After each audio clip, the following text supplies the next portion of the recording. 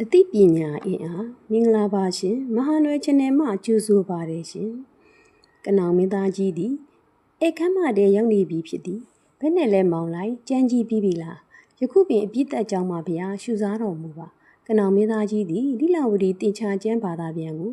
ရှင်လန်းတက်ကြွစွာရှုစားတော်မူသည်မင်းကြီးကိုတော့တူရုံစင်ကြီးကိုရင်းတို့လိုဖြစ်နေလို့ရင်းရင်းနှီးနှီးပြောရအောင်မယ်နောင်တော်ဘုရားကပြည်မြို့ကိုဆေလွတ်လိုက်တဲ့ငင်းချမ်းရေးတန်တမန်တွေလည်းအင်္ဂလိပ်တွေနဲ့အဆင်မပြေခဲ့ဘူး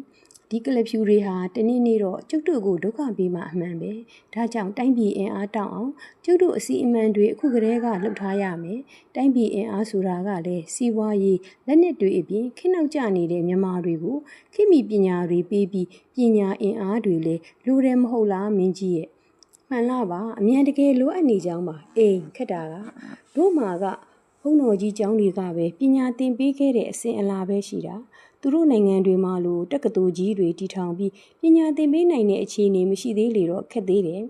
မှန်လားပါရှိတဲ့အခြေအနေနဲ့ပညာပေးနိုင်အောင်ပြန်ရောက်လာတဲ့ပညာတော်သင်တွေကိုစက်ရုံအလုပ်ရုံတွေမှာခန့်ဉာဏ်ပညာထက်မြက်တဲ့လူငယ်တွေကိုအလုပ်လုပ်ရင်းပညာသင်တဲ့စနစ်နဲ့လောလောဆယ်စီမံနိုင်ကြောင်းပါဗျာအေးလျော်ကန်တင့်မြတ်တဲ့အကြံဉာဏ်ပဲ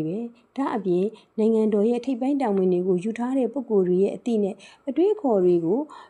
မြင့်တင်ပေးဖို့ကလည်းလူနေသေးတယ်မင်းကြီးကြည့်လေကျုပ်တို့တွေဟာတင်ချာဆိုလို့နောဧကနောလောက်နဲ့ကျင်းနဲ့လာတာမဟုတ်လားဒါကြောင့်မင်းကြီးကိုလိလာဝတီတင်ချာကျမ်းကြီးစီစဉ်ခိုင်းရတာပဲမြောက်ဖြူတွေနဲ့ရှင်ဖို့သူတို့လိုအသိပညာအင်အားတွေပြည့်ဖြိုးနေဖို့လိုမဲမဟုတ်လားအော်ဒါနဲ့လိလာဝတီကျမ်းရဲ့အချင်းကျုပ်ကလေးကိုတော့ရှောက်တင်စမ်းမအိုးမင်းကြီးရဲ့